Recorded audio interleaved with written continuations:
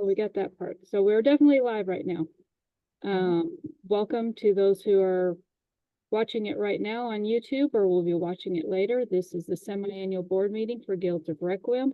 I'm Dr. Robin Kearney Frazier. I hold a degree in adult education. With me is Matthew Frazier. Yeah, come over just a little bit more. See, he's back there.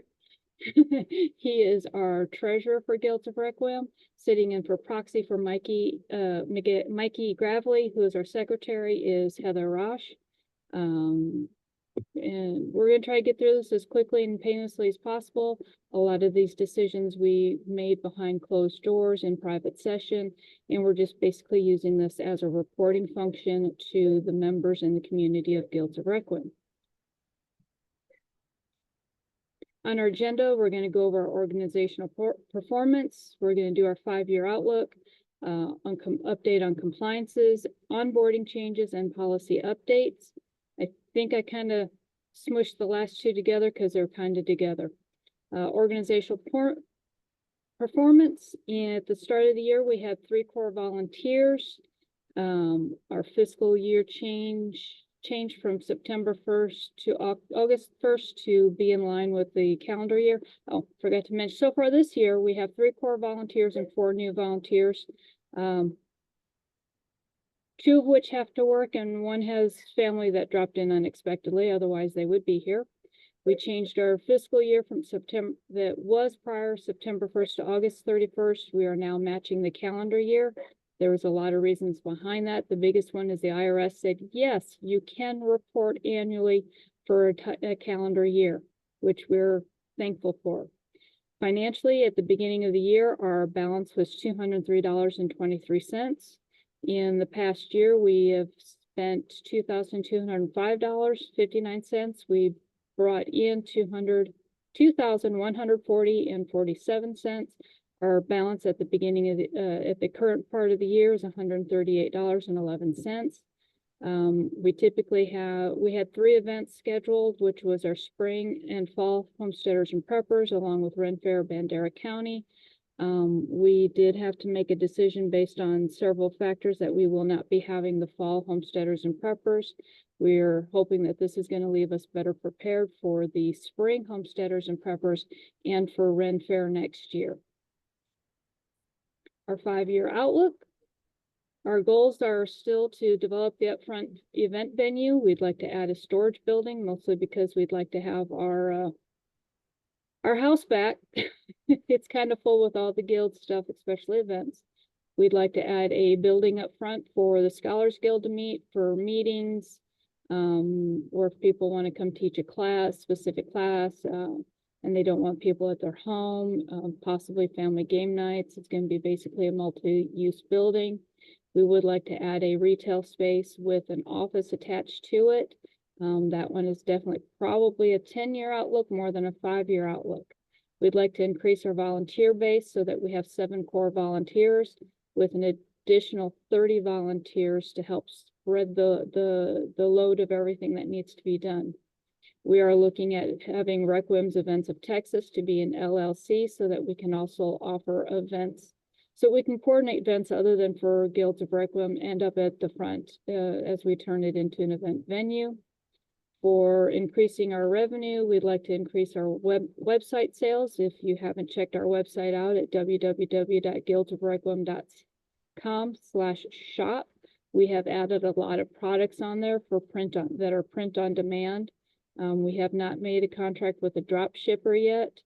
That is kind of on my radar.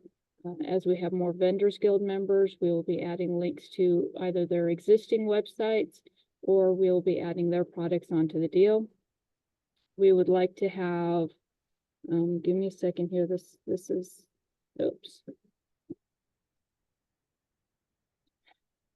I can't, can you see what that says there, Heather? It says event vendors.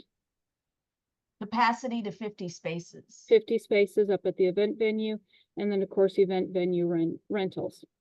Basically what that would compromise is if somebody wants to have an outdoor wedding with reception, they want to have an outdoor party, we'd like to be able to host them with area for a caterer to come in, be able to have tables, chairs, possibly decorations. More than likely that won't be to start, but it is a possible future goal. On our compliance end, this is monitored by the Guardians Guild. Our core volunteers do go through a personal information compliance. Basically, that says we will not share any of your personal information with anyone else without your express permission. That's going to be your contact information, your email addresses, your address, your physical address.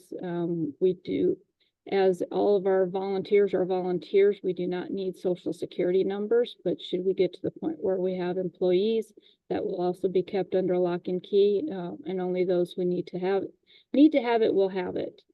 Core volunteers also go through a more extensive background check, in which we're basically looking to make sure you haven't defrauded somebody else in the past or committed any violence against a person, crimes against a person. All of our other volunteers, we do the sex offenders registry check that is online. It is free. The reason we do this is we do have youth and family related events. We want to make sure we're doing due diligence and keeping our guests safe to the best of our ability. If somebody absolutely has to have access to personal information, they will go through the compliance training that we have, and that'll be on a case-by-case basis. We are aiming towards all Guardian Guild members having their first aid CPR certification. That also includes bloodborne pathogens and AED training. That does not necessarily mean that we will have an AED machine, but eventually we would like to have one. But we do need to get the training current for everybody.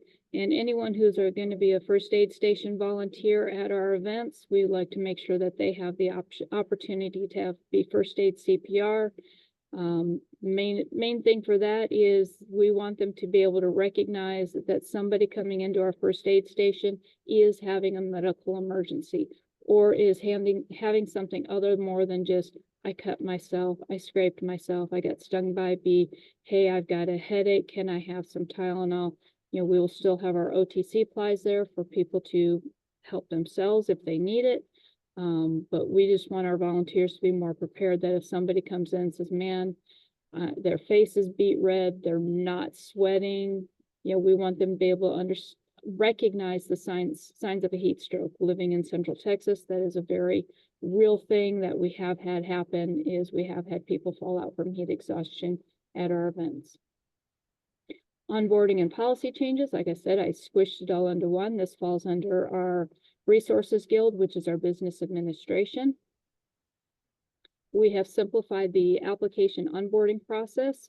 It is now a one-step application for volunteers and new members. Basically, we made it more free-form. We made it so that we're not leading them into answers. We're letting people kind of guide us in how we can best help each other. One-on-one training will be based on their involvement level. If they're just, hey, I'm a set of hands to help, put me to work, they're not going to need to know how a department runs or a specific project runs. They come to us and say, hey, I'd like to offer my services that is in line with one of your projects. Then we'll get into more detailed training with them at that time, and it will be on a one-to-one basis. The organic changes were based on new member feedback and those who, started the process and then decided, this wasn't for them.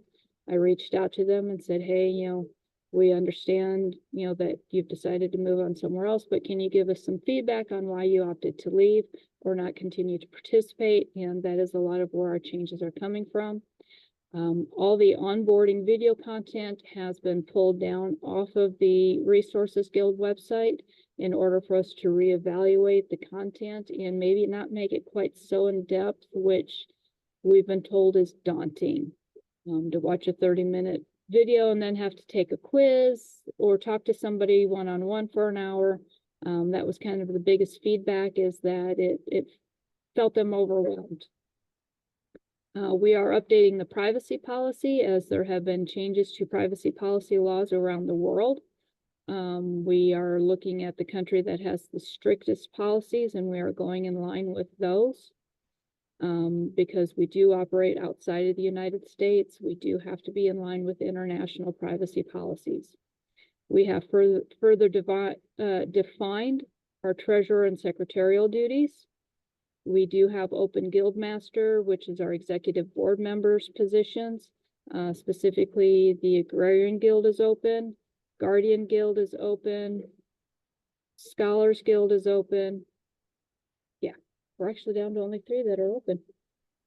Cool. I think that's the first time that we haven't, that we've only, we've had more positions filled than not filled. That's not to say that if somebody wants to come in and take over our merchants, I'm not gonna argue on it. But for right now, I'm gonna retain, being the Resources Guild manager, as I'm, currently doing a majority of the business management already. It just makes sense. With Matt being treasurer and Mickey being secretary, they are overseeing me.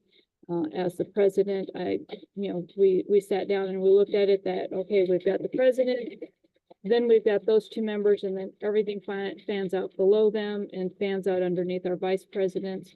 So really the only positions I can't hold are a vice president position on the board. I do have to reiterate that we kind of do things a little bit different, because I've had some people ask me, well, should this be your executive board meeting?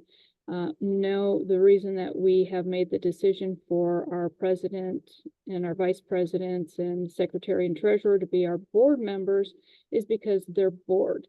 They're not expected to work or use a lot of time. They're just there to kind of oversee and guide and, compile semi-annual reports, not biannual. Whereas our executive board members are our guild masters. They're involved with the daily executive decisions.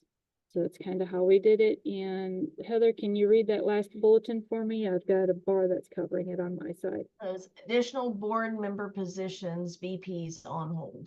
Yes, we do have 2 vice presidents positions that are currently filled. One is the vice president of Gilded Projects, and they basically oversee and collect data on how our projects are doing, recommend new projects, recommend that we shelve certain projects. And we do have a vice president of land conservation, and they are the ones that basically kind of have the final say of what's happening on the property. And that was basically made by the fact that we are on private property. And so they have a very large say in what things are done and how things are done. I know I went through that pretty quick. If you have any questions that would like answers, Heather, I know we kind of briefed on this already.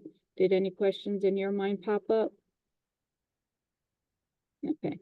Off the top of my head now. Okay, well, if you have a question, you're free to email me at president@guildsofrequiem.com. You can leave a comment below. You can message one of our pages, and we'll be more than happy to get back to you. And right there is the contact information. We do have a guild's specific cell phone. Please leave a message, as I'm not always able to answer the phone, as I do have multiple things going on in my life as well. And I believe that is everything that we have today. So I'm going to come in here and I am going to, we did not go live on Facebook. Oops. I guess, yeah, we recorded it. So I'm gonna go ahead and stop recording.